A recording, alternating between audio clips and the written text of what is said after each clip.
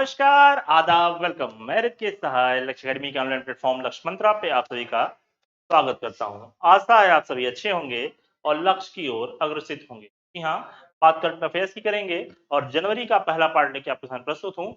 जनवरी का पूरा सार इस वीडियो में आपको देखने को मिलेगा। कुल 70 प्रश्नों की यह श्रृंखला है और इस श्रृंखला में आपको कुल 70 प्रश्नों में पूरा जनवरी प्रयास कर रहा हूँ समेटने का। चलिए बिना समय गवाए शुरू करते हैं आज का पहला प्रश्न। जी हाँ, आज का पहला प्रश्न है बेंजामिन नेतन्याहू को छठी बार किस देश के प्रधानमंत्री के रूप में शपथ ली? बेंजामिन नेतन्याहू बहुत प्रसिद्ध राजनेता हैं और अमेरिका, इजराइल, चीन, जापान आपके सामने ऑप्शंस हैं। आप सभी को पता है सही आंसर क्या है? जी हाँ, बेंजामिन नेतन्याहू ने छठी बार इजराइल के प्रधानमंत्री के रूप में शपथ ली। इजराइल के प्रधानमंत्री के रूप में शपथ ली है बेंजामिन नेतन्याहू ने, वो भी छठी बार। चलिए बढ़ेंगे अगले प्रश्न की ओर। केंद्रीय गृह मंत्री अमित शाह द्वारा सीमा सुरक्षा बल के किस मोबाइल ऐप का लोकार्पण किया गया? ऑप्शन है खनन प्रहरी, हिम प्रहरी, प्रहरी ऐप, दिशा प्रहरी। जी हाँ, जल्दी से आंसर करेंगे। सही आंसर क्या है जल्दी से बताएंगे। खनन प्रहरी, हिम प्रहरी, प्रहरी ऐप और दिशा प्रहरी। जी हाँ, इसका सही आंसर क्या है? इसका सही आंसर है प्रहरी ऐप। जी हाँ, केंद्रीय गृह मंत्री अमित शाह जी द्वारा प्रहरी ऐप की शुरुआत की गई और प्रहरी ऐप जो लॉन्च किया गया है ये सीमा सुरक्षा बल के लिए लॉन्च किया गया। भारत पाकिस्तान युद्ध के बाद, जी हाँ, भारत पाकिस्तान युद्ध 1 दिसंबर 1965 भारत पाकिस्तान युद्ध के बाद आपके बीएसएफ की स्थापना की गई थी। बीएसएफ को भारत की रक्षा का प्रथम पंक्ति कहा जाता है। इसको रक्षा की प्रथम पंक्ति कहा जाता है। बीएसएफ को, सीमा सुरक्षा बल को, बॉर्डर सिक्योरिटी फोर्स। और इसके वर्तमान महानिदेशक हैं सुजायलाल थाउसेन। सुजायलाल थाउसेन जो हैं उन्होंने कार्यकारी अध्यक्ष बनाया गया, महानिदेशक बनाया गया है। पहले पंकज कुमार सिंह महानिदेशक थे, उनके रिटायर होने के बाद इन्हें पद किया गया। इसका सही आंसर हो जाएगा प्रहरी है। अगला प्रश्न आपके सामने है। श्री गुरु गोविंद सिंह का कौन सा प्रकाश वर्ष मनाया गया? 356वां, 357वां, 358वां, 360वां। बहुत ही अच्छा प्रश्न है। सिख संप्रदाय के गुरु गुरु गोविंद सिंह का हमने कौन सा प्रकाश वर्ष मनाया, कौन सी जयंती मनाई? आपके सामने वापस है 56, 358, 358, 360। सही आंसर हो जाएगा और 56वां। जी हाँ, गुरु गोविंद सिंह जी का 356वां प्रकाश वर्ष इस वर्ष मनाया गया 2023 में। ठीक है, चलिए आगे बढ़ेंगे। नई दिल्ली में ऑनलाइन, जी हाँ, स्टे सेफ ऑनलाइन अभियान की किसके द्वारा प्रारंभ किया गया? पीयूष गोयल, अश्विन वैष्णव, राजनाथ, नरेंद्र मोदी। ऑप्शन आपके सामने, गोयल, अश्विन वैष्णव, राजनाथ सिंह, नरेंद्र मोदी। इससे भी ज्यादा इंपॉर्टेंट प्रश्न क्या होगा? इससे भी ज्यादा इंपॉर्टेंट प्रश्न होगा कि स्टे सेफ ऑनलाइन अभियान क्या है? स्टे सेफ ऑनलाइन देखेंगे, इंफॉर्मेशन एंड टेक्नोलॉजी। जी हाँ, आज का समय है इंफॉर्मेशन टेक्नोलॉजी का, डिजिटल होने का, और डिजिटल के समय जागरूकता पैदा करना भी बहुत आवश्यक है, क्योंकि आप देख रहे हैं बहुत ही ज्यादा डिजिटल धोखाधड़ियां भी हो रही। लोगों को जागरूक करना, किस प्रकार वो अपने डिजिटल पेमेंट का प्रयोग करें, किस प्रकार वो डिजिटल बने, इसके लिए उन्हें प्रेरणा देना भी बहुत ही आवश्यक है। उसी के लिए स्टे सेफ ऑनलाइन, जी हाँ, ऑनलाइन भी आप सेफ रहें, सुरक्षित रहें, इस प्रयास किया गया है। किसके द्वारा? अश्विनी वैष्णव जी के द्वारा। किसके द्वारा? अश्विनी वैष्णव जी के द्वारा। अश्विनी वैष्णव जी हमारे आईटी मिनिस्टर हैं। जी हाँ, सेंट्रल आईटी मिनिस्टर हैं अश्विनी वैष्णव। उनके द्वारा स्टे सेफ ऑनलाइन अभियान की शुरुआत की गई, जो कि नई दिल्ली में की गई। बात क्लियर है? बात समझ में आ रही होगी हमको लगता है आपको।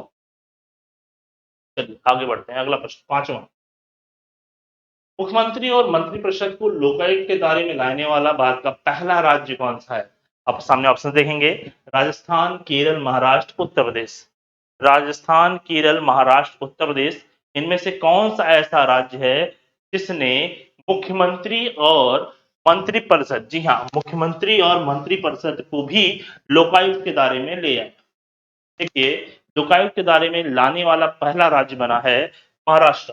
कौन सा राष्ट्र है? महाराष्ट्र।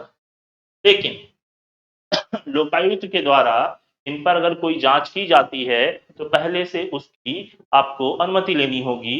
अनुमति लेने के बाद आप उसकी जांच कर सकेंगे और अगर अगर आरोप सिद्ध होते हैं तो ही अगर आरोप सिद्ध होते हैं तो ही उनको आगे बाहर निकाला जा सकता है, बाहर बताया जा सकता है, अन्यथा उनके बारे में कोई भी बातचीत नहीं की जाएगी, ऐसा इसमें कहा गया है।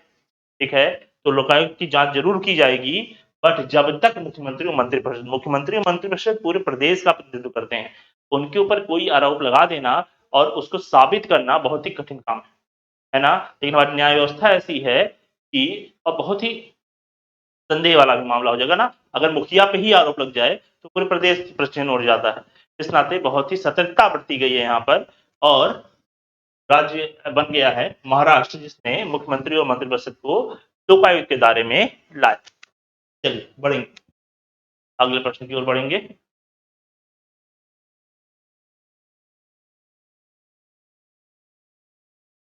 प्रज्वला चैलेंज किस मंत्रालय द्वारा लॉन्च किया गया? प्रज्वला चैलेंज क्या है? प्रज्वला चैलेंज एक चैलेंज लॉन्च किया गया ग्रामीण विकास मंत्रालय के द्वारा। किसके द्वारा? ग्रामीण विकास मंत्रालय के द्वारा। दूसरा ऑप्शन आपका सही होगा, ग्रामीण विकास मंत्रालय। इनके द्वारा प्रज्वला चैलेंज लॉन्च किया गया। मुख्य उद्देश्य क्या है प्रज्वला चैलेंज का देखेंगे, महिला उद्यमिता को बढ़ावा देना। महिला उद्यमिता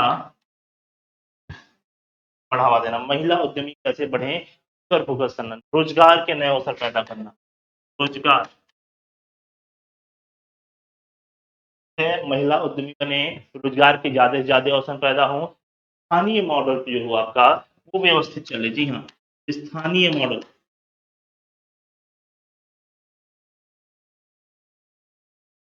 स्थानीय मॉडल आपको व्यवस्थित ढंग से चले, वैज्ञानिक खोजो, तमाम व्यवस्थाओं के लिए एक प्रज्वला चैलेंज लॉन्च किया गया। किसके द्वारा? ग्रामीण विकास मंत्रालय द्वारा। इसके अंतर्गत 2 लाख रुपए पुरस्कार राशि की 2 लाख रुपए पुरस्कार राशि घोषित, जो कि अच्छा चैलेंज बताएगा उसको 2 लाख रुपए दिए जाएंगे। तो प्रज्वला चैलेंज किसके द्वारा? ग्रामीण विकास मंत्रालय के द्वारा। चलिए आगे देखेंगे, अगला प्रश्न। केंद्र सरकार के द्वारा केंद्रीय गुप्तचर प्रशिक्षण संस्थान की आधारशिला कहाँ रखी गई? केंद्र सरकार के द्वारा केंद्रीय गुप्तचर प्रशिक्षण संस्थान की आधारशिला कहाँ रखी गई? उड़ीसा, असम, केरल, कर्नाटक। जी हाँ, सही आंसर क्या होगा? सही आंसर है कर्नाटक। जी हाँ, कर्नाटक की राजधानी बैंगलोर है और कर्नाटक बसवराज बोम्मई यहाँ के मुख्यमंत्री हैं। तो केंद्र सरकार के द्वारा केंद्रीय गुप्तचर प्रशिक्षण संस्थान की आधारशिला कहाँ रखी गई है?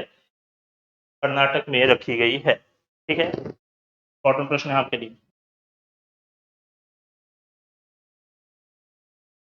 दूसरे सबसे लंबे केबल वाले 8 लेन जुआरी ब्रिज का उद्घाटन कहाँ किया गया?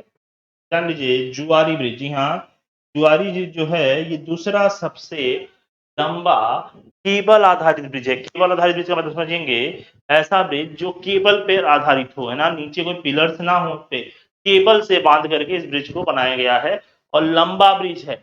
और क्या नाम है इसका? जुआरी ब्रिज नाम है। और कहाँ इसको बनाया गया, कहाँ इसका उद्घाटन किया गया? ध्यान दीजिएगा, इसका उद्घाटन किया गया गोवा में। कहाँ पे किया गया? गोवा में किया गया नितिन जयराम गडकरी। जी हाँ, नितिन जयराम गडकरी जी द्वारा, जो कि केंद्रीय मंत्री हैं, के द्वारा किया गया। नितिन जयराम गडकरी। ठीक है, ये दूसरा ब्रिज है। तो पहला कौन सा है? जी हाँ, अंजी, जम्मू कश्मीर में है अंजी खडूल, पहला केबल आधारित रेलवे ब्रिज है जो कि जम्मू कश्मीर में स्थापित है। अंजी नदी पर बना हुआ है अंजी, जो कि बनिहाल को जोड़ता है कटरा से। ठीक है, इंपॉर्टेंट है आपके लिए, दिमाग में रखिएगा। अंजी खड़पुल पहला है और दूसरा बना है जुआरी ब्रिज गोवा में। चलिए नोट करते चलिएगा दोस्तों, नोट करते चलिएगा। मुझे पता है जनवरी का जो वीडियो आ रहा है थोड़ा लेट आ रहा है, थोड़ी इधर व्यस्तता ज़्यादा हो गई थी। लगातार प्रयास कर रहा हूँ कि जल्द से जल्द आपको फरवरी और मार्च की वीडियो उपलब्ध करा दूँ। इसके बाद हम फिर महीने दर महीने अपने वीडियोज आपके साथ शेयर करते रहेंगे। अगला प्रश्न देखेंगे, लूला दा सिल्वा किस देश के कितनी बार राष्ट्रपति चुने गए? जल्दी से आंसर करें। आंसर आप जल्दी से बताएं। लूला डी सिल्वा को किस देश का तीसरी बार राष्ट्रपति चुना गया? मैक्सिको, पुर्तगाल, ब्राजील, जर्मन। बहुत ही आसान प्रश्न है, जल्दी बताएं। जी हाँ, सही बताया सभी ने, ब्राजील। ब्राजील के तीसरी बार राष्ट्रपति चुने गए हैं लूला। ब्राजील की राजधानी आपको कमेंट में बताना है जल्दी से। ब्राजील की राजधानी कमेंट में बताइए जल्दी से, फटाफट ब्राजील की राजधानी बताएं। मुद्रा होती है ब्राजीलियन रियल। राजधानी आप कमेंट में बताएंगे, आपके ऊपर छोड़ते जा रहा हूं आगे। अगला प्रश्न देखेंगे फटाफट, 10वां प्रश्न। चलिए, केंद्र सरकार द्वारा किस क्षेत्र को बढ़ावा देने के लिए digital India innovation fund launch करने की? अंतरिक्ष में निजी क्षेत्र को, डीप टेक स्टार्टअप को, डिजिटल भुगतान को, रोजगार को। देखेंगे केंद्र सरकार के द्वारा, देखिए क्वेश्चन में ही आंसर है बच्चे, क्वेश्चन में ही आंसर है, बहुत दूर नहीं जाना है। डिजिटल सरकार सॉरी केंद्र सरकार द्वारा किस क्षेत्र को बढ़ावा देना, कोई क्षेत्र को बढ़ावा देना है जिसके लिए digital India innovation fund launch किया गया है। Digital India innovation fund, innovation मतलब नवाचार हो गया। अब देखिए कहां पे नवाचार होने के ज्यादा चांसेस, टेक स्टार्टअप मतलब टेक्नोलॉजी, टेक्नोलॉजी में ज्यादा नवाचार बन सकता है।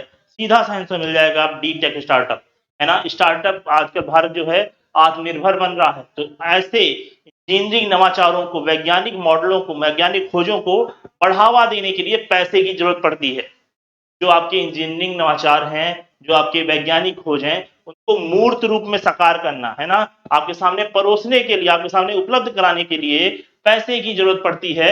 और उन पैसों की व्यवस्था कहां से होगी? तो उन्हीं पैसों की व्यवस्था के लिए केंद्र सरकार ने स्थापित किया है डिजिटल इंडिया इनोवेशन फंड। इसका आंसर क्या हो जाएगा? इसका आंसर हो जाएगा डीप टेक स्टार्टअप। जी हाँ, डीप टेक स्टार्टअप नवाचार को बढ़ावा देने के लिए, वैज्ञानिक खोज को बढ़ावा देने के लिए, इंजीनियरिंग को बढ़ावा देने के लिए आपके इस फंड की स्थापना की गई है। चलिए बढ़ेंगे फटाक से अगले प्रश्न की ओर। अगला प्रश्न क्या कहता है? अगला प्रश्न देखते हैं, तेलंगाना के किस मंदिर को केंद्र सरकार की प्रसाद योजना में शामिल किया गया? जी हाँ, प्रसाद योजना, PRASAD,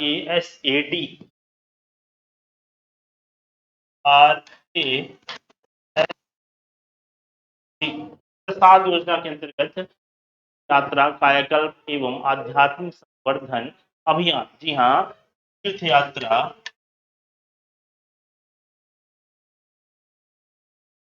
यात्रा काया कल्प एवं आध्यात्मिक संवर्धन अभियान को हम इसमें प्रसाद यात्रा कहते हैं। प्रसाद योजना के अंतर्गत किन मंदिरों को शामिल किया गया? आपके सामने राजलम, रामप्पा, काशेषनाथ मंदिर, ए और बी। हाँ, आपको बता दूं प्रसाद योजना के अंतर्गत तीर्थ यात्राओं को बहुत अच्छे से कायाकल्प किया जाता है। मतलब तीर्थ यात्रा जैसे पूरा अगर कह सकते हैं आप, वो अवॉइड किए गए हैं। जितना अपेक्षा की जाती है, जितना कायाकल्प होना चाहिए, जितना वहाँ पे साफ सफाई होनी चाहिए, उतनी उसके लिए उनका कायाकल्प करना, लोगों में बढ़ावा पैदा करना, आप उस यात्रा का दर्शन करने जाएँ, वहाँ पे व्यवस्थाएँ उपलब्ध कराना, ताकि लोग जितने अच्छे से जाएँगे, उनको जितनी अच्छी सुविधाएँ मिलेंगी, उतना फिर वो आगे बताते हैं, तो आगे चीज़ें और बढ़ती जाती हैं, है ना?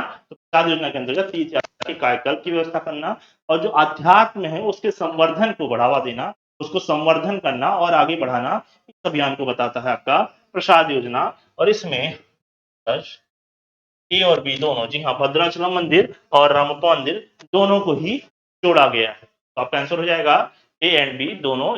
देखिए प्रसाद का फुल फॉर्म मैंने बता दिया आपको यहाँ पे, तीर्थ यात्रा, कायाकल्प एवं आध्यात्मिक संवर्धन अभियान।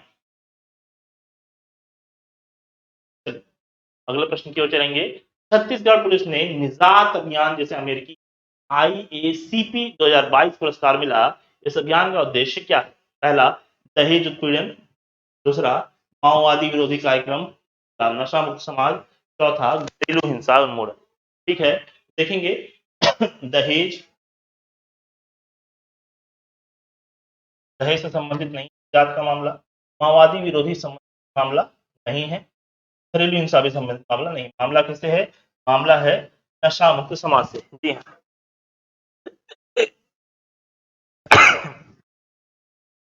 मामला है नशा मुक्त समाज से। तो नशा मुक्त समाज के लिए जो लोग नशा को बढ़ावा देते हैं उनके साथ कार्रवाई करना, और इस मामले के लिए जांच अभियान की शुरुआत की गई छत्तीसगढ़ पुलिस के द्वारा, जिसे अमेरिकी IACP 2022 का सम्मान भी दिया गया।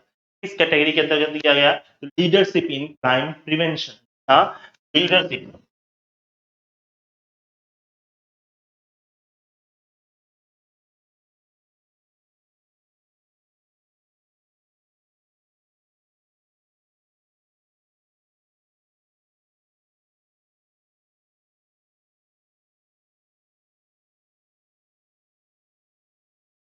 Leadership in crime prevention category के अंतर्गत अमेरिकी IACP 2022 का पुरस्कार दिया गया निजात को, जो छत्तीसगढ़ पुलिस की पहल है और क्या उद्देश्य है? नशा मुक्त समाज को बनाना। ठीक है, कॉपी करते चलेंगे, नोट करते चलेंगे। अगला प्रश्न देखेंगे। जब भारत में पहली बार किस राज्य सरकार द्वारा नीलगिरी ताहर परियोजना की शुरुआत की गई? तो नीलगिरी ताहर क्या है? नीलगिरी ताहर आपको पता है तमिलनाडु का राजकीय पशु है। तमिलनाडु के राजकीय पशु के लिए अपने तरीके का एक अपना अनोखा अभियान शुरू किया उसके संरक्षण के लिए। तो जी हाँ, इसमें क्वेश्चन वाली कोई बात ही नहीं होगी, और सही आंसर आपको सीधे मिल जा रहा है तमिलनाडु। जी हाँ, तमिलनाडु का सरकार द्वारा अपने राजकीय पशु के संरक्षण के लिए द नीलगिरी ताहर परियोजना की शुरुआत की गई। बेसिक मुद्दा क्या है? संरक्षण का मुद्दा। बेसिक मुद्दा क्या है? संरक्षण का मुद्दा है। ठीक है,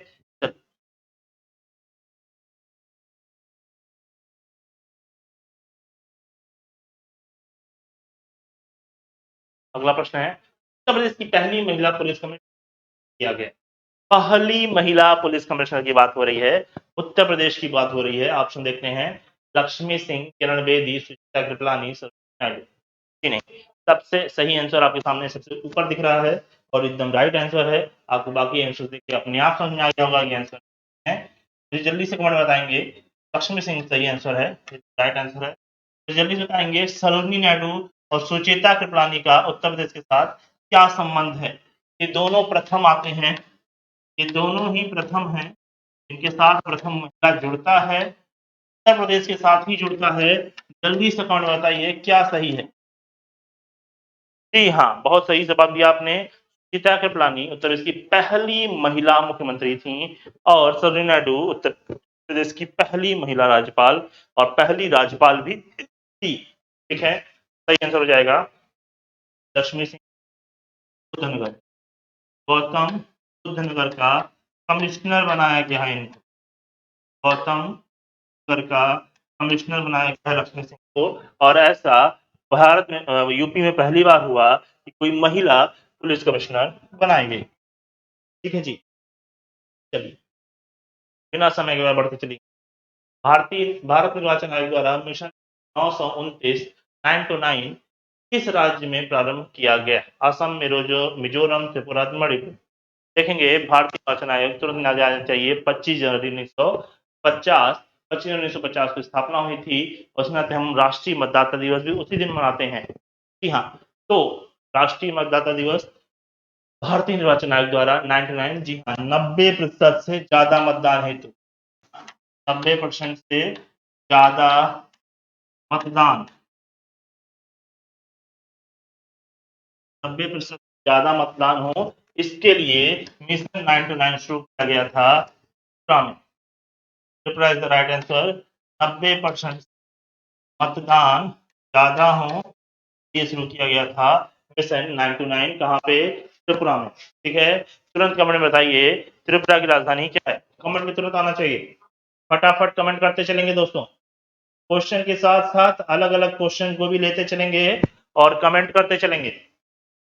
पढ़ेंगे जल्दी से। देखिए, बहुत तेजी से चल रहा हूँ आपके लिए आज, मुझे 70 क्वेश्चन कवर करने हैं।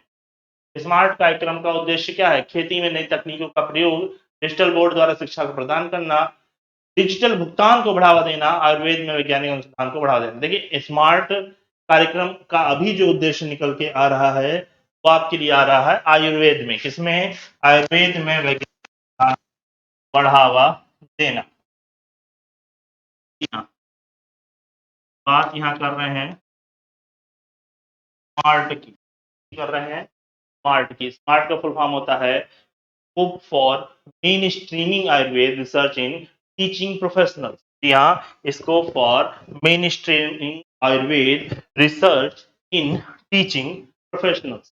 इसके लिए शुरू किया गया है आपका स्मार्ट, जो कि आयुर्वेद में वैज्ञानिक अनुसंधान को बढ़ावा देगा, रिसर्च को बढ़ावा देगा, जिससे कि हम और अच्छे प्रकार के आयुर्वेद का प्रयोग कर सकेंगे। भारत वैसे भी संपन्न है आयुर्वेद के मामले में, लेकिन और आगे बढ़ने की संभावना सबको रहती है। तो उस मामले के हिसाब से स्मार्ट को आयुर्वेद में लॉन्च किया गया है वैज्ञानिक अनुसंधान को बढ़ावा देने के लिए। आयुष मंत्रालय, ठीक है जी। हाइड्रोजन संचालित ट्रेन शुरू करने वाला एशिया का पहला देश कौन सा है? आपके सामने ऑप्शन है भारत, ताइवान। तो रूस तो ऑप्शन में आपके सामने है रूस, चीन, भारत, ताइवान। जल्दी से बताएंगे कमेंट में। सही जवाब क्या है? सही जवाब है चीन। हाँ, एशिया का बात किया था ना, एशिया का पहला देश पूछा था, तो आंसर हो जाएगा चीन। विश्व की बात करता, आंसर हो जाता जर्मनी। जी हाँ, विश्व में पहली बार हाइड्रोजन ट्रेन की शुरुआत करने वाला देश है जर्मनी। लेकिन अगर बात एशिया की कर रहे हैं, तो एशिया की बात में आ जाएगा चीन। भारत भी हाइड्रोजन ट्रेन चलाने के काम में बहुत तेजी से लगा हुआ है, हाइड्रोजन चालित ट्रेन। मुझे लगता है आपको आंसर इसका मिल गया है। चलिए अगले प्रश्न की तरफ बढ़ेंगे। अरुणाचल प्रदेश के सियोमपुर का उद्घाटन किसने किया? सर्बानंद सोनोवाल, नितिन गडकरी, नरेंद्र मोदी, राजनाथ सिंह। हाँ, जल्दी से कमेंट बताइए। सही आंसर क्या है? सही आंसर है राजनाथ सिंह। जी हाँ, राजनाथ सिंह के द्वारा अरुणाचल प्रदेश के सियोम पुल का उद्घाटन किया गया, और यह बहुत ही महत्वपूर्ण पुल है अरुणाचल प्रदेश के लिए। अरुणाचल प्रदेश की राजधानी जल्दी से कमेंट बताएंगे, फटाफट कमेंट करेंगे। अरुणाचल प्रदेश की राजधानी क्या है?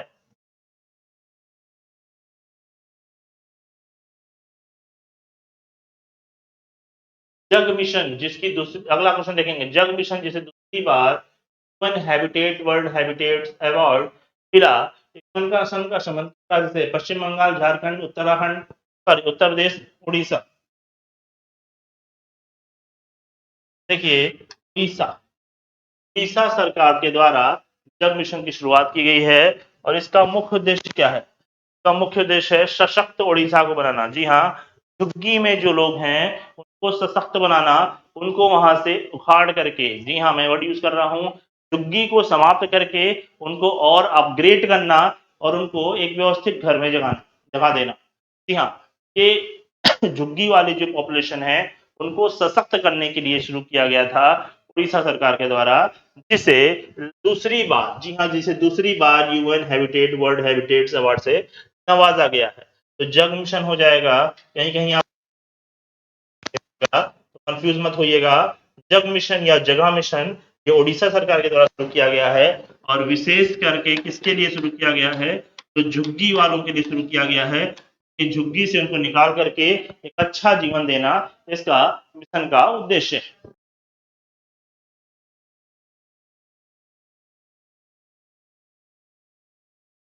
मोपा इंटरनेशनल एयरपोर्ट देखेंगे। मोपा इंटरनेशनल एयरपोर्ट गोवा का नामकरण किसके नाम पर किया जाएगा? टीबी कुंद्रा, सुधाताई, महात्मा गांधी। और देखिए ऑप्शन में सही आंसर दिया ही नहीं, लिख दे रहा हूँ, मनोहर पर्रिकर। सही आंसर है मनोहर पर्रिकर। मनोहर पर्रिकर के नाम पे ही गोवा इंटरनेशनल एयरपोर्ट का, गोवा का नामकरण किया जाएगा, और उसका नाम हो जाएगा मनोहर पर्रिकर एयरपोर्ट। ठीक है। मुख्यमंत्री आवासीय अधिकार योजना किस राज्य द्वारा शुरू किया गया? मुख्यमंत्री आवासीय अधिकार योजना किस राज्य सरकार द्वारा शुरू किया गया? क्वेश्चन आपके सामने है, उड़ीसा, झारखंड, महाराष्ट्र, मध्य प्रदेश। देखेंगे, ध्यान देंगे, ऐसे प्रश्न जब आते हैं तो किसी विशेष उद्देश्य से उनका नाम रखा जाता है। देखिए नाम में ही क्लियर है, आवास की व्यवस्था दे रहे हैं यहाँ पे ना, आवास की व्यवस्था दे रहे हैं और भूमि का अधिकार दे रहे हैं। आवासीय भूमि अधिकार मतलब एक ऐसी भूमि जिस पर आप आवास बना सकें, मतलब ऐसे लोग जिनके पास आवास नहीं है को आवास मुहैया कराना, इसका उद्देश्य मुख्य उद्देश्य लिखा है, आपको साफ साफ दिख रहा है। ऐसी योजना किस राज्य सरकार द्वारा शुरू की, देखेंगे। सही आंसर क्या होगा, सही आंसर होगा मध्य प्रदेश। जी हाँ, मध्य प्रदेश सरकार के द्वारा हाल ही में मुख्यमंत्री आवासीय भूमि अधिकार योजना की शुरुआत की गई, जिसके अंतर्गत सरकार के द्वारा ऐसे भूमि जो कि किसी के नाम पे नहीं है, जिनके भूमि का ऐसी भूमियों का पट्टा मुफ्त में किया गया लोगों के लिए जो कि भूमिहीन है। ऐसी भूमि जो सरकार के कब्जे में थी और उन पर खेती किसानी नहीं की जा रही थी, ऐसी भूमियों को आवासीय यूज में लेने के लिए मुफ्त का पट्टा किया गया, किसके लिए, भूमिहीनों के लिए। तो इस योजना की शुरुआत हुई है कहां पे, मध्य प्रदेश में। बात क्लियर है, तो लग रहा है आपको समझ में आ रहा होगा। बिना समय गवाए बढ़ेंगे अगले प्रश्न की ओर। दीदीर सुरक्षा कवच, जी हाँ, दीदीर सुरक्षा कवच अभियान किस राज्य सरकार ने शुरू किया। दीदीर सुरक्षा कवच, देखेंगे नाम में ही क्लियर है, दीदी की दीवार की बात हो रही है, दीदी के दीवार की बात हो रही है। दीदी के द्वारा जो सुरक्षा कवच तैयार किया गया है पश्चिम बंगाल के लोगों के लिए। जी हाँ, ममता बनर्जी वहां की मुख्यमंत्री हैं और उन्हें हम प्यार से दीदी के नाम से जानते हैं। तो दीदी जी के लिए योजना, जी हाँ, सही आंसर होगा पश्चिम बंगाल। तो पश्चिम बंगाल में इस योजना की शुरुआत की गई, कार्यकर्ताओं को नाम दिया गया दीदी के दूत। जी हाँ, दीदिर दूत। और इसके नाम पे एक ऐप भी लॉन्च हुआ जिसका नाम है दीदिर दूत, क्योंकि पश्चिम बंगाल में इस वर्ष इलेक्शन है और पश्चिम बंगाल में ममता बनर्जी चाहती हैं कि तृणमूल कांग्रेस की जो सरकार थी उसके द्वारा किए गए कार्यों को लोगों तक पहुंचाया जाए, लोगों को बताया जाए कि उनकी सरकार ने कितने ज्यादा काम किए लोगों के लिए, इसके लिए कितनी सुरक्षा कवच बना दिया है। एक स्वस्थ जीवन चलाने के लिए एक सुरक्षा कवच तैयार किया है, उस सुरक्षा कवच से रूबरू कराना है लोगों को, इसके लिए दीदी सुरक्षा कवच की शुरुआत की गई है पश्चिम बंगाल में। ठीक है, दीदी सुरक्षा कवच रखिएगा। कार्यकर्ताएं जो आप तक सूचना पहुंचाएंगे, घर घर कैंपेनिंग करेंगे, डोर टू डोर कैंपेनिंग करेंगे, उनको नाम दिया गया दीदिर दूत, मतलब दीदी का दूत। और दीदी सुरक्षा कवच का मतलब हो गया दीदी का सुरक्षा कवच। और एक ऐप भी लॉन्च हुआ जिसका नाम है दीदिर दूत। पढ़ेंगे, पढ़ेंगे हम अगले प्रश्न की ओर। अगला प्रश्न देखेंगे, ब्लैक राइनो के संरक्षण के लिए, जी हाँ, ब्लैक राइनो के संरक्षण के लिए वन्य जीव संरक्षण बॉन्ड किसके द्वारा जारी किया गया। आपके सामने ऑप्शन है आईएमएफ, विश्व बैंक, आईयूसीएन, डब्ल्यूटीओ। आप सभी को पता है ऐसे बॉन्ड के लिए हम केवल एक ही आंसर लगाते हैं, यहाँ विश्व बैंक। विश्व बैंक के द्वारा, विश्व बैंक के द्वारा शुरुआत की गई ब्लैक राइनो बैंक बॉन्ड की। ब्लैक राइनो बॉन्ड के लिए वन्य जीव संरक्षण बॉन्ड, या इसको हम राइनो बॉन्ड के नाम से भी जानते हैं, हम राइनो बॉन्ड के नाम से भी जानते हैं। इसकी शुरुआत की गई है विश्व बैंक के द्वारा। जी हाँ, इनके संरक्षण के लिए, मार्केट से पैसा उठाने के लिए, मार्केट से जब पैसा ग्रहण के लिए बॉन्ड की है उसको लॉन्च किया गया है विश्व बैंक के द्वारा। आईएमएफ के द्वारा इसमें शुरू किया गया, आईयूसीएन आपको पता है संरक्षण जारी करती है आईयूसीएन द्वारा, और डब्ल्यूटीओ विश्व में व्यापार संबंधी नीतियों को बनाती है, उसका नियंत्रण करती है। अगला प्रश्न, ताड़ के पत्ते पर, देखिए बहुत ही ज्यादा इंपॉर्टेंट प्रश्न है आपके लिए, मैं बता दे रहा हूं, बहुत ही ज्यादा इंपॉर्टेंट प्रश्न है। ताड़ के पत्ते, ताड़ के पत्ते का विश्व का पहला पांडुलिपि संग्रहालय कहां शुरू किया गया। ताड़ के पत्ते का विश्व का पहला पांडुलिपि संग्रहालय कहां शुरू किया गया। ऑप्शन आपके सामने है, मध्य प्रदेश, महाराष्ट्र, सिक्किम और केरल। जी हाँ, एकदम सही आंसर है आपका केरल। केरल में शुरू किया गया पहला पांडुलिपि संग्रहालय, जो कि ताड़ के पत्ते पर बनाया हुआ है, ताड़ के पत्ते पर लिखा हुआ है ना। चलिए, बिना समय गवाए अगला प्रश्न पहुंचते हैं। असम सरकार के द्वारा किसे वर्ष 2022-23 के लिए राज्य का सर्वोच्च नागरिक सम्मान असम वैभव सम्मान दिया गया।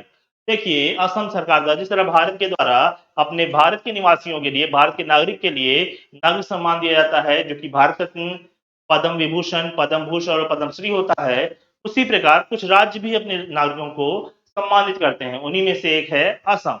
असम के द्वारा अपने यहाँ के नागरिकों को असम वैभव, असम सौरव, असम गौरव सम्मान से सम्मानित किया जाता है, जिनमें प्रमुख सम्मान होता है असम वैभव।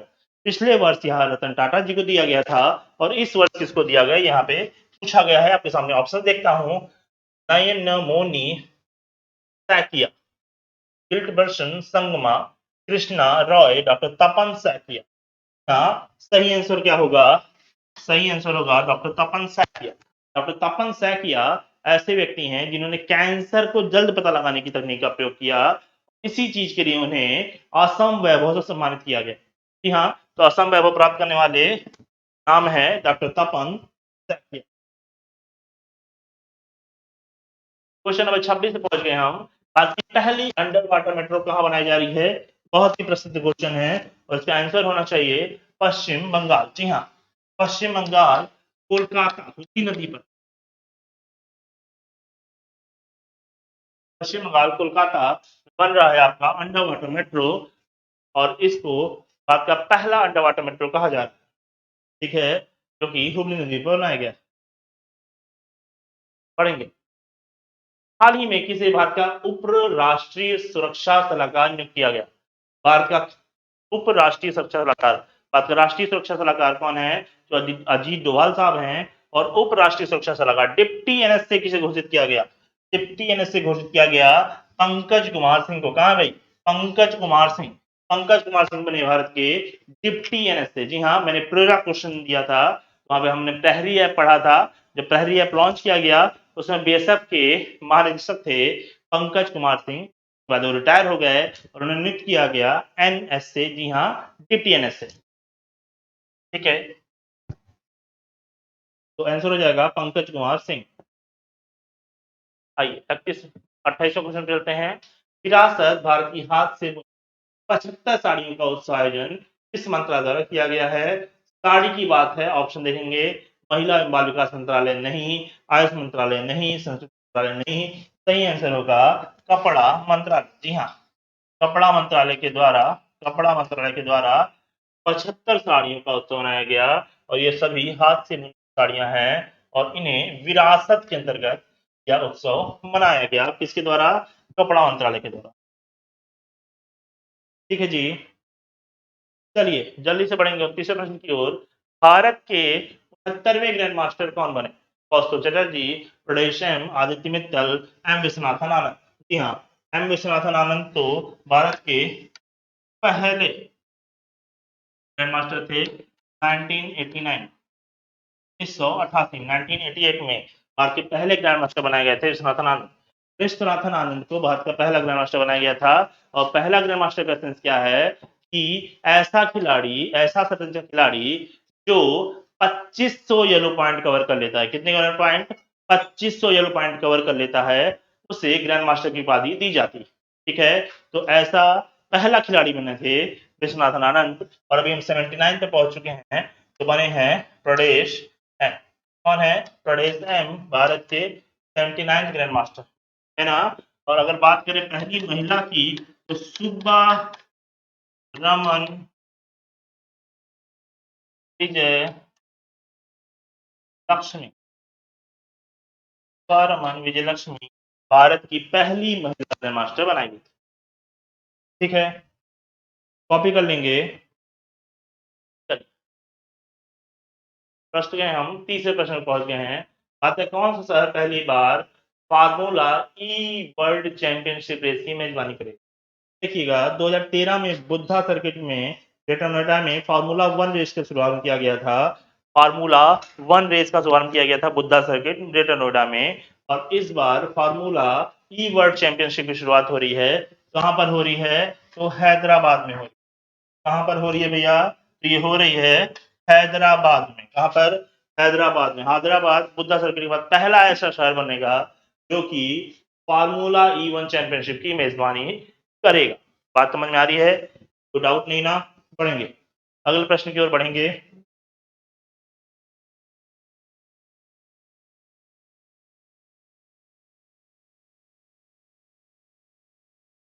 चर्चा में रहा जैन समुदाय का पवित्र स्थल संवेद शिखर कहाँ स्थित है? झारखंड, गुजरात, लद्दाख, उड़ीसा। झारखंड, गुजरात, लद्दाख, उड़ीसा। कहाँ स्थित है चर्चा में रहा जैन समुदाय का पवित्र संवेद शिखर सम्मेलन? झारखंड, गुजरात, लद्दाख, उड़ीसा। जी हाँ, सही आंसर क्या है? सही आंसर हो जाएगा आपका झारखंड। झारखंड में स्थित है संवेद शिखर, जो कि हमारे जैन समुदाय का पवित्र स्थान है। किसका स्थान है? जैन समुदाय का प्रमुख पवित्र स्थान है और भारत सरकार द्वारा इसे पर्यटन स्थल घोषित कर दिया गया था, जिसकी वजह से काफी विरोध हुआ और इसी विरोध के कारण ये बहुत ही चर्चा में रहा। ध्यान रखिएगा, कहाँ पे स्थित है? ये झारखंड में स्थित है। अगला प्रश्न देखते हैं।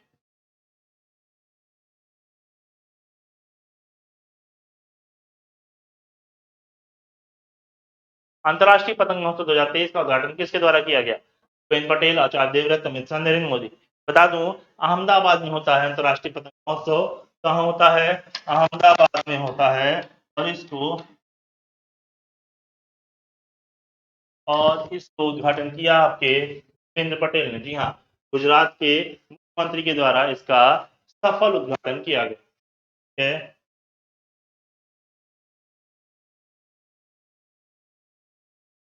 अगला प्रश्न है, संयुक्त राज्य अमेरिका की पहली महिला सिख न्यायाधीशों कौन बनी? अरुणा मिलर, केतनी ब्राउन जैक्सन, प्रीत मोनिका, तेजल महल। यहाँ सही आंसर क्या होगा? सभी बताएं, जल्दी से कमेंट करें।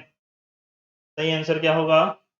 सही आंसर है मनप्रीत मोनिका सिंह। मनप्रीत मोनिका सिंह पहली, अमेरिका की पहली महिला सिख न्यायाधीश बनी।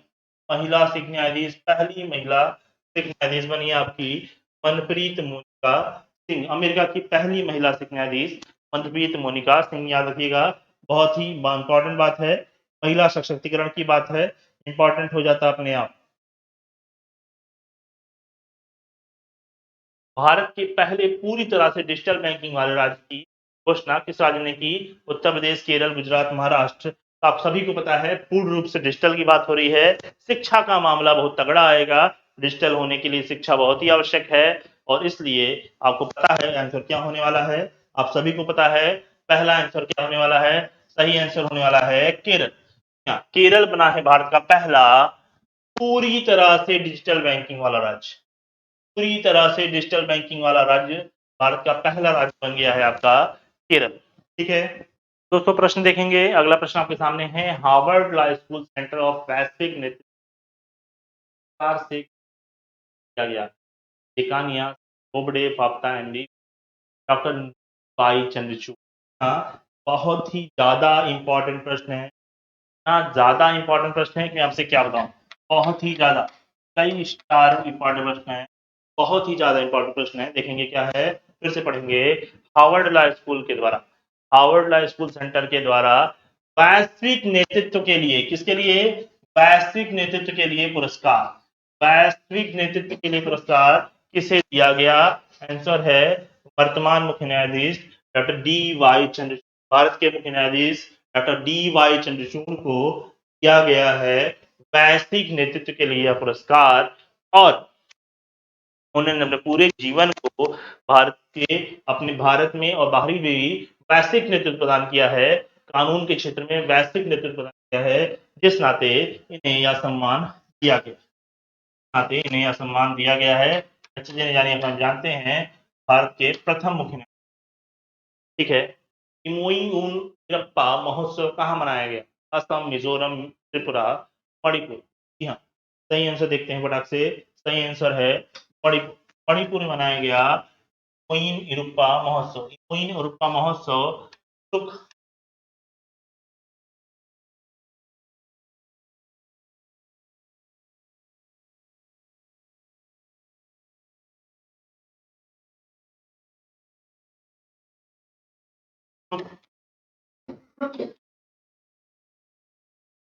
समृद्धि की देवी मानी जाती हैं आपके मणिपुर में।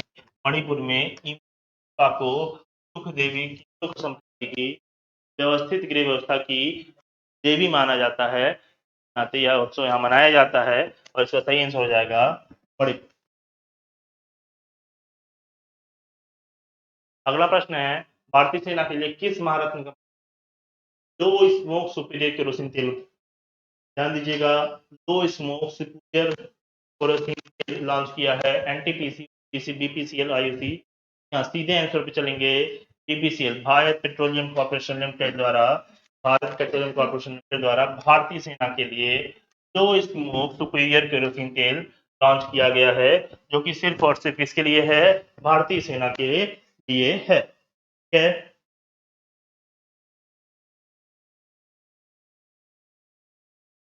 आइए, ग्लोबल सिटी अभियान किस राज्य सरकार द्वारा शुरू किया गया? बिहार, मध्य प्रदेश, राजस्थान, उत्तर प्रदेश। G20 की बैठकें चालू हैं। भारत इस वर्ष G20 की अध्यक्षता कर रहा है। इसमें उत्तर प्रदेश अपनी तरह से योगदान दे रहा है।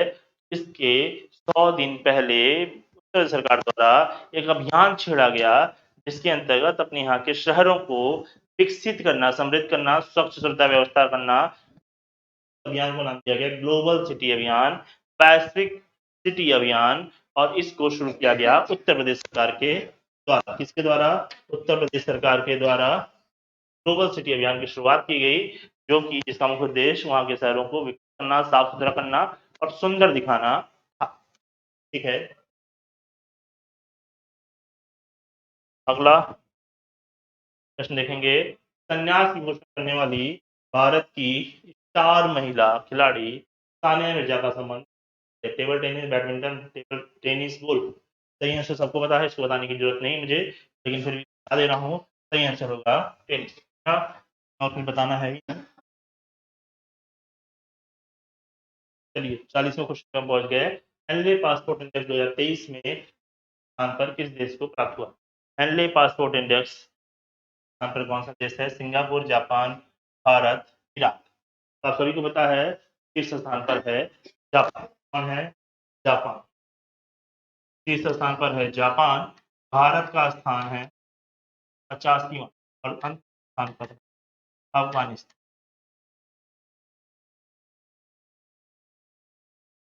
ठीक है जी। लंदन स्थित हेनले एंड पार्टनर्स के द्वारा, लंदन स्थित हेनले एंड पार्टनर्स के द्वारा यह सूचकांक जारी किया जाता है। ये हर 3 महीने पे जारी किया जाता है। और इसमें अब की भारत का स्थान है 85वां, शीर्ष स्थान पर है जापान, है ना। पासपोर्ट इंडेक्स यह जारी करता है कि कितने देशों के द्वारा आपके यहाँ के पासपोर्ट को मान्यता दी जाती है। आपके पासपोर्ट को मान्यता, आपका पासपोर्ट कितना शक्तिशाली है, यह दर्शाता है आपका हेनले पासपोर्ट। अगला प्रश्न देखेंगे, गोल्डन ग्लोब पुरस्कार 2023 में बेस्ट ओरिजिनल सॉन्ग का पुरस्कार प्राप्त नाटू नाटू गीत किस फिल्म से संबंधित है? आपके सामने ऑप्शंस क्या हैं? आपके सामने ऑप्शंस देखेंगे फटाफट। RRR, द कश्मीर फाइल, भोला, बाहुबली। जी हाँ, नाटू नाटू गाना बहुत ही फेमस हुआ। और आपको पता है नाटू नाटू गाना जो संबंध रखता है वो रखता है RRR।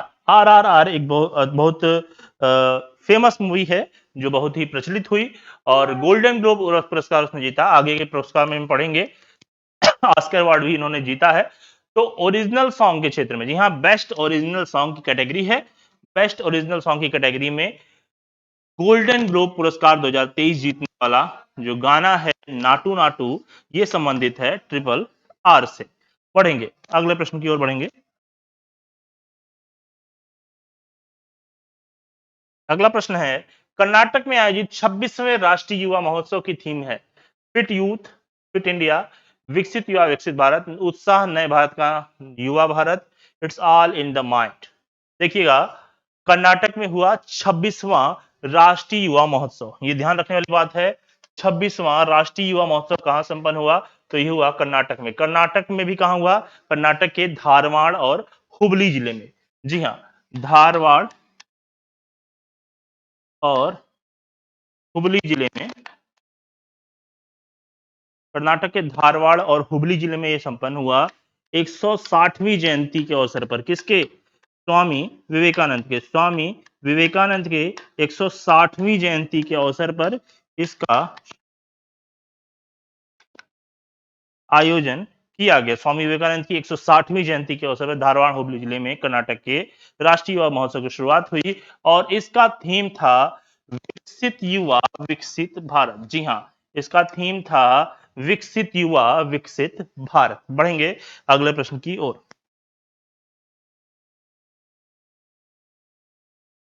देखिएगा, अगला प्रश्न आपके सामने है, भारत का सबसे बड़ा छात्र संचालित महोत्सव। जी हाँ, छात्र संचालित महोत्सव सारंग 2023 का आयोजन कहां किया गया? IIT Delhi, IIT Roorkee, IIT Madras, IIT Kharagpur, जी हाँ, बिना समय गवाए एकदम आसान सा क्वेश्चन है, सीधा आंसर लेंगे इसका। आईआईटी मद्रास। आईआईटी मद्रास द्वारा सबसे बड़ा छात्र संचालित महोत्सव, ध्यान रखिएगा, सबसे बड़ा छात्र संचालित महोत्सव सारंग 2023 संपन्न हुआ आपके आईआईटी मद्रास के द्वारा। ध्यान रखना है, सारंग 2023, सारंग 2023, आईआईटी मद्रास। अगला प्रश्न, भारत सरकार द्वारा पहला डॉक्टर पतंग राव कदम पुरस्कार 2023 से किसे सम्मानित किया गया? डॉक्टर पतंग राव जो हैं महाराष्ट्र में एक अपना अलग ओहदा रखते हैं। उनके द्वारा बहुत सारे विद्यालय उनके नाम से चलाए जाते हैं, बहुत सारे हॉस्पिटल चलाए जाते हैं। उन्हीं डॉक्टर पतंग राव कदम के पहले पुरस्कार के लिए सम्मानित किया गया। ऑप्शन आपके सामने है, गौतम अडानी, मुकेश अंबानी, रतन टाटा, आधार पूनावाला। जी हाँ, सीरम इंस्टीट्यूट के संस्थापक, सीरम इंस्टीट्यूट के सीईओ, सीरम इंस्टीट्यूट के सीईओ आदर Poonawalla is the right answer. आदर पूनावाला को दिया गया है पहला डॉक्टर पतंग राव कदम पुरस्कार। क्यों दिया गया है? बहुत ही कम समय में और बहुत ही बेहतरीन वैक्सीन बनाने के लिए, बहुत ही कम समय में बहुत ही बेहतरीन, बहुत ही अच्छी वैक्सीन कोविड शील्ड के निर्माण के लिए इन्हें यह सम्मान दिया गया महाराष्ट्र सरकार के द्वारा। आगे बढ़ेंगे, अगला प्रश्न बहुत इंपॉर्टेंट है आपके लिए। विश्व आर्थिक मंच की 53वीं बैठक का आयोजन कहां किया गया? बहुत ही इंपॉर्टेंट प्रश्न है, देखेंगे, ध्यान देंगे, इसको घुमा के पूछ सकता है। विश्व आर्थिक मंच की बैठक चौथे नंबर की बैठक हाल ही में संपन्न हुई, तो आंसर आपका वहां पे 53वां आ जाएगा। ध्यान देंगे, 53वीं बैठक की बात कर रहा है, बात जारी कर रहा है जनवरी 1971। बात कब की है? जनवरी 1971 की, जब विश्व आर्थिक मंच की स्थापना की गई थी। जी हां, तब विश्व आर्थिक मंच की स्थापना की गई थी। तब विशेष करके यूरोपीय देशों के लिए ही इसकी स्थापना की गई थी। बाद में ये फिर विश्व के लिए खोल दिया गया और विश्व आर्थिक मंच कहलाया। जी हां, professor Klaus Schwab, professor Klaus Schwab, professor Klaus Schwab द्वारा जनवरी 1971 में इसकी स्थापना की गई है। इसका मुख्यालय कहां है? तो बहुत जल्दी से आंसर दे देंगे, कोलोगनी। कहां है? कोलोगनी में है इसका मुख्यालय, जो कि पड़ेगा स्विट्जरलैंड में। कहां पड़ेगा? स्विट्जरलैंड में पड़ेगा। ठीक है, कोलोगनी स्विट्जरलैंड में 1971 प्रोफेसर क्लाउस श्वाब द्वारा 53वां बैठक हुआ है विश्व आर्थिक मंच का। और एक बात जान जाओ, एक बहुत ही आसान सा आंसर है, दावोस। जी हाँ, प्रतिवर्ष जो है ये बैठक दावोस में ही संपन्न होती है, और दावोस भी आपका स्विट्जरलैंड में ही पड़ता है। पिछले वर्ष भी कोविड के टाइम 2 बार ये थोड़ा सा वहां से हिली थी, और सिंगापुर में ही इसका आयोजन हुआ था, आभासी तरीके से हुआ था कोविड के टाइम पे। नहीं तो आप देखो कि लगातार ये दाओस में ही होती चली आ रही है। तो विश्व आर्थिक मंच, जिसका मुख्यालय कोलोगनी स्विट्जरलैंड में है, जिसकी स्थापना जनवरी 1971 में हुई प्रोफेसर क्लाउस श्वाब द्वारा, जो उसकी 53वीं बैठक जो हुई वो कहां संपन्न हुई? दाओस में संपन्न हुई। ध्यान रखिएगा, लिखते चलिएगा, कॉपी पे नोट करते चलिएगा। बढ़ेंगे अगले प्रश्न की ओर। भारत द्वारा किस देश की नौसेना के साथ वरुण द्विपक्षीय अभ्यास के 21वें संस्करण का आयोजन किया गया? तो देखो, ध्यान से सुन लो, गरुड़, वरुण, डेजर्ट नाइट, इन तीन अभ्यासों का नाम जब भी आएगा तो ये केवल और केवल भारत और फ्रांस के बीच संपन्न होंगे। किसके किसके बीच संपन्न होंगे? भारत और फ्रांस के बीच संपन्न होंगे। आंसर आपका सही है, फ्रांस। ठीक है, गरुड़, वरुड़ और डेजर्ट नाइट। अगला प्रश्न देखेंगे जल्दी से। विश्व स्वास्थ्य संगठन द्वारा कहां इबोला वायरस के समाप्ति की घोषणा कर दी गई? जी हां, बात कर रहे हैं विश्व स्वास्थ्य संगठन की। जी हां, डब्ल्यू एच ओ, जिसका स्थापना मुख्यालय है जिनेवा में, और 7 अप्रैल 1900 1948 को इसकी स्थापना होती है। जिनेवा जिनेवा इसका मुख्यालय है। उस डब्ल्यूएचओ के द्वारा इबोला वायरस के समाप्ति की बात कही गई है युगांडा में। कहां कही गई है? युगांडा में कही गई है। सही आंसर हो जाएगा युगांडा। देखिए आपके लिए 1 जनवरी के एकदम इंपॉर्टेंट प्रश्न ही लेके आया हूं। बाकी आपसे बहुत सारे करंट अफेयर्स के फैक्ट थे जो मैं आपके साथ शेयर नहीं कर रहा हूं क्योंकि बहुत ही ज्यादा इंपॉर्टेंट जो है वही आपके सामने है। जी हाँ, कौन है इस समय इसके महानिदेशक? तो अदनो गैब्रियेसस।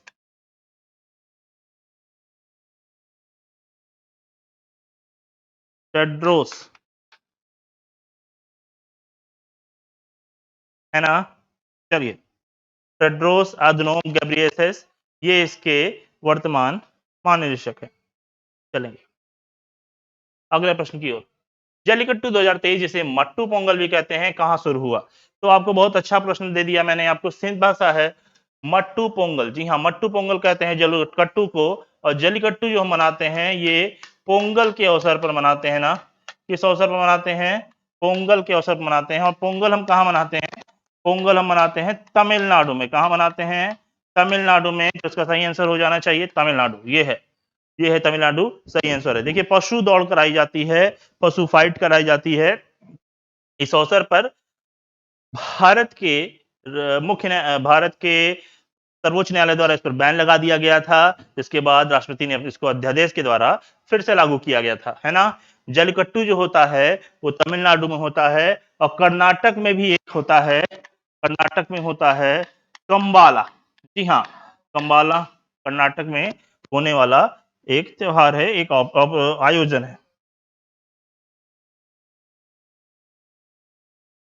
आगे, नमस्ते वर्ल्ड खिलौना ब्रांड कहाँ लॉन्च किया गया? हैदराबाद, कोप्पल, मुंबई, मुगलसराय। देखिए यहाँ पे 2-3 बातें आपको बताना चाहूंगा। खिलौने की बात आ रही है तो भारत का सबसे बड़ा खिलौना क्लस्टर जो है वो कर्नाटक के कोप्पल में स्थापित किया गया था। बात यहाँ नमस्ते वर्ल्ड की हो रही है और ब्रांड है तो ये लॉन्च हुआ है हैदराबाद में। जी हाँ, नमस्ते वर्ल्ड लॉन्च हुआ है हैदराबाद में। ये एक टॉय ब्रांड है। कैसा ब्रांड है? टॉय ब्रांड है। इसमें आपको डिजिटल टॉय भी मिलेंगे, आपको मूर्त रूप के जो भौतिक टॉय वो भी मिलेंगे। पढ़ाई लिखाई से संबंधित भी व्यवस्थाएं हैं। पढ़ाई लिखाई संबंधित भी टॉय मिलेंगे, खिलौने मिलेंगे। आप उनको सीख सकते हैं, उनसे समझ सकते हैं। आपको डिजिटल अनुभव 360 डिग्री तक का डिजिटल अनुभव प्रदान करने की भी बात ये करता है। तो इस तरीके के बहुत नए नए इनोवेशन हैं इनके पास। और ये नमस्ते वर्ल्ड के नाम से खिलौना ब्रांड लॉन्च किया गया है हैदराबाद में, है ना। लेकिन भारत का सबसे बड़ा खिलौना क्लस्टर, सबसे पहला खिलौना क्लस्टर कोप्पल कर्नाटक में पड़ता है। संपूर्ण रूप से ई गवर्नेंस मोड में शिफ्ट होने वाला भारत का पहला केंद्र शासित प्रदेश कौन सा है? जी हाँ, ई गवर्नेंस का मामला यहाँ है। ई गवर्नेंस फंक्शंस ये है टोटल से डिजिटल हो जाना। जी हाँ, पूर्ण रूप से डिजिटल हो जाना। और पूर्ण रूप से डिजिटल हो जाने की व्यवस्था कौन कर लिया है? कौन सा केंद्र शासित प्रदेश कर लिया है? तो कर लिया है जम्मू कश्मीर। जी हाँ, एकदम सही सुना आपने। Jammu Kashmir is the right answer. Jammu Kashmir में जो सिखाया जाता है, पढ़ाया जाता है स्कूलों में, वो भी टोटल डिजिटल मोड में लिखाया पढ़ाया जाता है। डिजिटल बोर्ड्स का उपयोग किया जाता है। ऐसा करने वाला पहला केंद्र शासित बन गया है जम्मू कश्मीर। जी हाँ, फैक्ट क्या है? संपूर्ण रूप से ई गवर्नेंस मोड में शिफ्ट होने वाला भारत का पहला केंद्र शासित प्रदेश है जम्मू कश्मीर। चलिएगा बढ़ेंगे जल्दी से।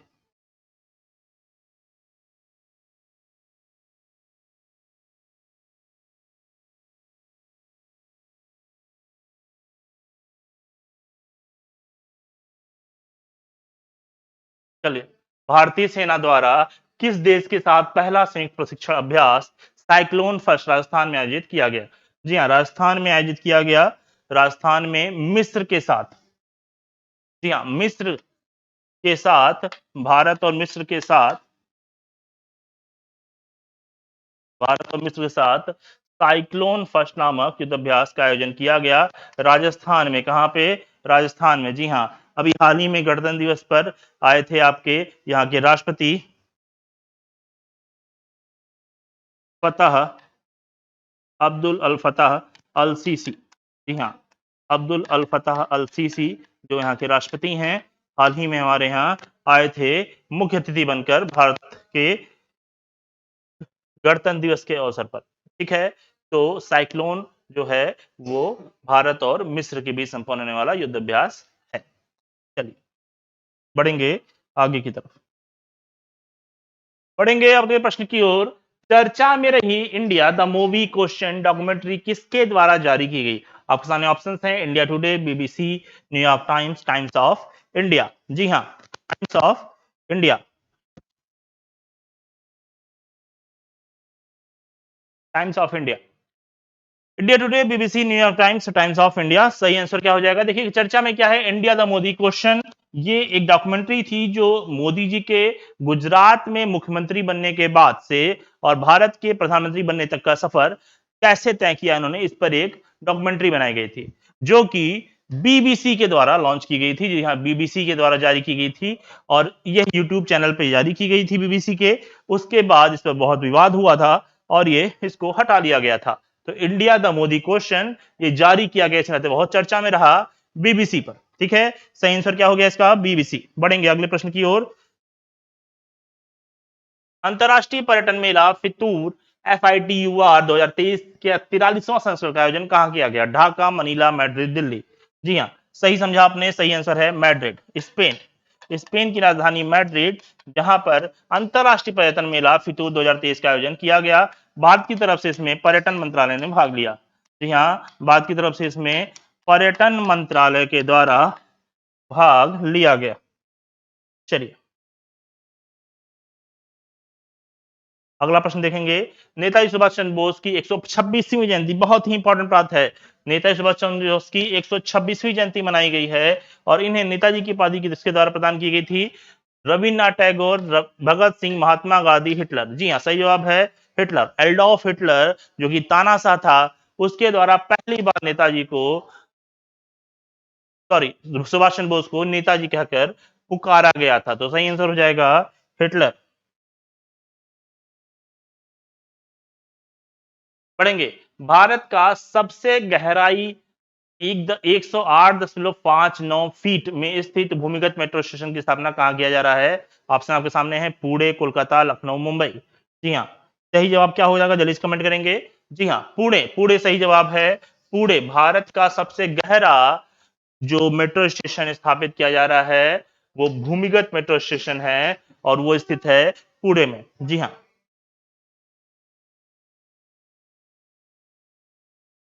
वर्ष, अगला प्रश्न है, वर्ष 2022 में भारत का नंबर 1 पुलिस थाना का पुरस्कार किसे प्रदान किया गया? जी हाँ, नंबर 1 पुलिस थाना का पुरस्कार आदरणीय अमित शाह जी द्वारा, जी हाँ, गृह मंत्री अमित शाह जी द्वारा, गृह मंत्री अमित शाह जी द्वारा आस्का थाने को प्रदान किया गया था। किसको? आस्का थाने को प्रदान किया गया था। यह थाना उड़ीसा राज्य में पड़ता है, उड़ीसा राज्य के गंजम जिले में पड़ता है, उड़ीसा राज्य के गंजम जिले में पड़ता है और इसको दिया गया था सर्वश्रेष्ठ, जी हाँ, नंबर 1 पुलिस थाने का अवार्ड। ठीक है, नोट कर लेंगे। आगे बढ़ते हैं। 74वां, अभी चर्चा की, देखिए 74वें गणतंत्र दिवस समारोह पर मुख्य अतिथि थे जायर बोल्सनारो, अब्दुल फतेह अल सीसी, सुकर्णो, जो बिडेन। तो सही आंसर क्या है? जल्दी से बोलेंगे।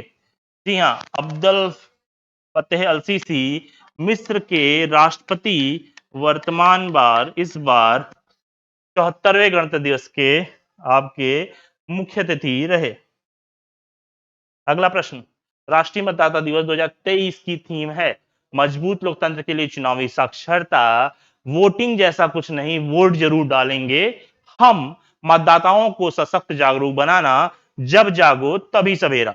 जी हाँ, बहुत ही आसान प्रश्न है, जल्दी से देखेंगे इसको। देखिए, राष्ट्रीय मतदाता दिवस हम मनाते हैं 25 जनवरी को। कब मनाते हैं? 25 जनवरी 1950 को, जब हमारे यहाँ राष्ट्रीय निर्वाचन आयोग की स्थापना हुई, तभी से 25 जनवरी को हम मतदाता दिवस मनाते हैं, ऐसा नहीं है। 2011, 25 जनवरी 2011 को पहली बार मतदाता दिवस मनाया गया तत्कालीन राष्ट्रपति प्रतिभा देवी सिंह पाटिल जी के द्वारा। जी हाँ, पहली बार 25 जनवरी 2011 को राष्ट्रीय मतदाता दिवस मनाना शुरू होता है और इस वर्ष की थीम है वोटिंग जैसा कुछ नहीं, वोट जरूर डालेंगे हम। ये थीम है इस वर्ष के राष्ट्रीय मतदाता दिवस की। क्वेश्चन तुरंत उत्तर है, वर्तमान चुनाव आयुक्त कौन है? जल्दी से बताएंगे वर्तमान चुनाव आयुक्त कौन है और चुनाव आयुक्त कौन है। जी हाँ, 3 पद होते हैं, एक मुख्य निर्वाचन आयुक्त और 2 निर्वाचन आयुक्त। दोनों तीनों के नाम आप कमेंट में जल्दी से बताएंगे। अगला प्रश्न देखते हैं, हिमाचल प्रदेश के मुख्यमंत्री द्वारा प्रदेश को कब तक देश का पहला हरित राज्य बनाने का लक्ष्य रखा गया। देश का पहला हरित राज्य बनाने का लक्ष्य, जी हां, देश का पहला हरित राज्य बनाने का लक्ष्य है 2025 तक। वर्ष 2025 तक हिमाचल प्रदेश देश का पहला हरित राज्य बन जाएगा।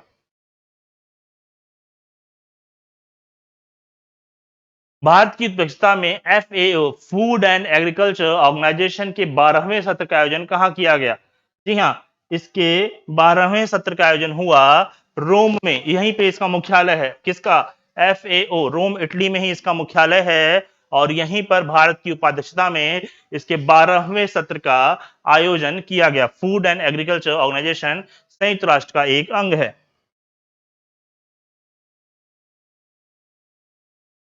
अगला देखिएगा, आईजीबीसी द्वारा किस रेलवे स्टेशन को ग्रीन रेलवे स्टेशन प्रमाण के लिए प्लेटिनम रेटिंग से सम्मानित किया गया। वाराणसी, विशाखापट्टनम, जोधपुर, नई दिल्ली। देखेंगे, प्लेटिनम प्लेटिनम रेटिंग से सम्मानित किया गया। क्यों विशाखापट्टनम को क्यों किया गया, तो ग्रीन रेलवे प्रमाणन के लिए, इसके लिए ग्रीन रेलवे प्रमाणन के लिए उन्होंने कई ऐसे कदम उठाए थे जो ग्रीनरी की तरफ बढ़ा रहा था, हरे भरे रेलवे स्टेशन की तरफ बढ़ा रहा था। रेलवे स्टेशन में कई ऐसे सख्त कानून लगाए गए जिनसे बहुत ज्यादा प्लास्टिक का उपयोग ना किया जाए। इन तमाम तरीके पर्यावरण के संरक्षण की बात करता हुआ यह स्टेशन था। इस नाते विशाखापट्टनम को प्लेटिनम रेटिंग सम्मानित किया गया। ठीक है, बात समझ में आ रही है ना इनके उपायों के लिए। अगला प्रश्न देखेंगे जल्दी से, ऑरेंज फेस्टिवल 2023 के तीसरे संस्करण का आयोजन कहां किया गया।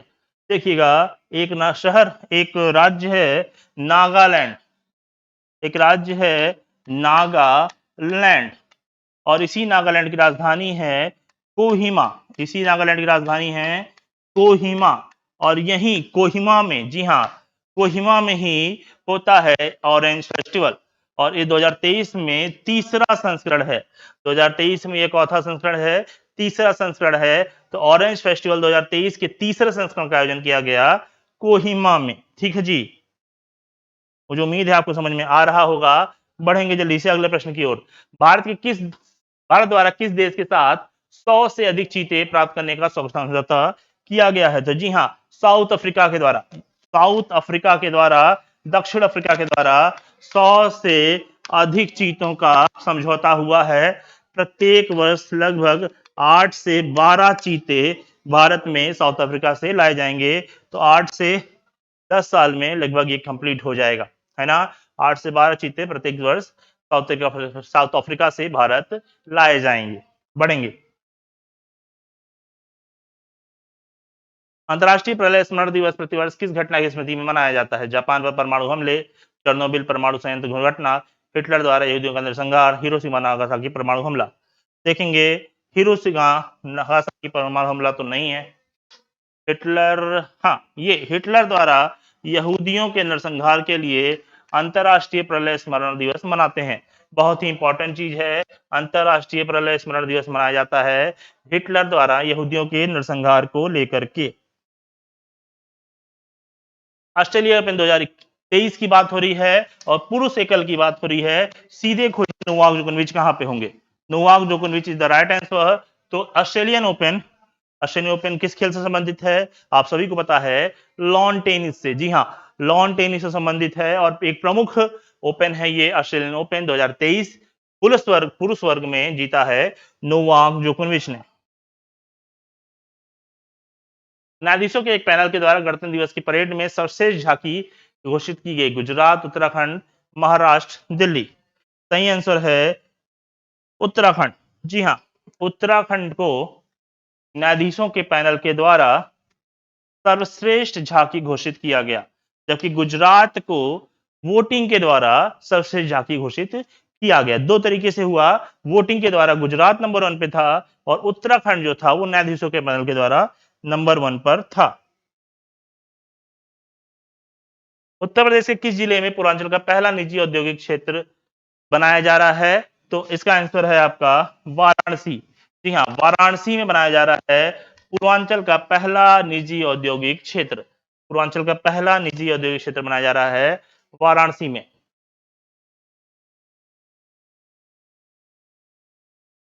उत्तर प्रदेश के कौन से रेलवे स्टेशन को ई ट्राइट स्टेशन दिया जा रहा है? देखिए, फसाई के द्वारा प्रमाणन दिया जा रहा है ई ट्राइट स्टेशन का, और उसी के दर्ज में हाल ही में वाराणसी कैंट को दिया गया है ईट राइट स्टेशन का प्रमाण पत्र। तो आपका आंसर हो जाएगा वाराणसी कैंट।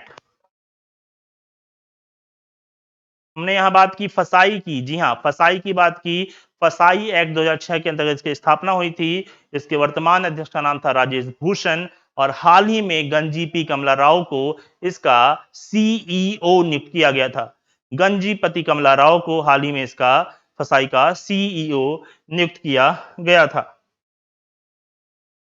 आगे देखेंगे, उत्तर प्रदेश के किस जिले में हिमालय पर पाया जाने वाला सफेद गिद्ध पाया गया? कानपुर, प्रयागराज, महाराजगंज, कौशाम्बी। जी हाँ, सही आंसर है इसका कानपुर। कानपुर में पाया गया आपका हिमाचल पर पाया जाने वाला सफेद गिद्ध। जी हाँ, बहुत ही इंपॉर्टेंट था, बहुत ही चर्चा में भी था यह प्रश्न। आइए देखते हैं आपके आखिरी प्रश्न। उत्तर प्रदेश के किस जिले में जेल को FSAI द्वारा 5 स्टार रेटिंग प्रदान की गई? बुलंदशहर और फर्रुखाबाद, ए और बी दोनों, गोरखपुर। सही आंसर हो जाएगा ए और बी दोनों। जी हाँ, सही आंसर हो जाएगा ए और ई बी दोनों ही जिला जेल को फसाई द्वारा 5 स्टार रेटिंग प्रदान की गई। ठीक है, आज के लिए इतना ही। मुलाकात फिर होगी जल्दी आपसे अगले वीडियो में। तब तक के लिए खूब मेहनत करिएगा। थोड़ा सा वीडियो लेट आ रहा है। फरवरी का वीडियो बहुत जल्द प्रयास करूंगा आपके सामने प्रस्तुत किया जाए, और जनवरी से भी ज्यादा एक्सप्लेन करके आपको प्रस्तुत किया जाए। धन्यवाद। Please subscribe to our YouTube channel Laksh Academy and press the bell icon to get new video updates.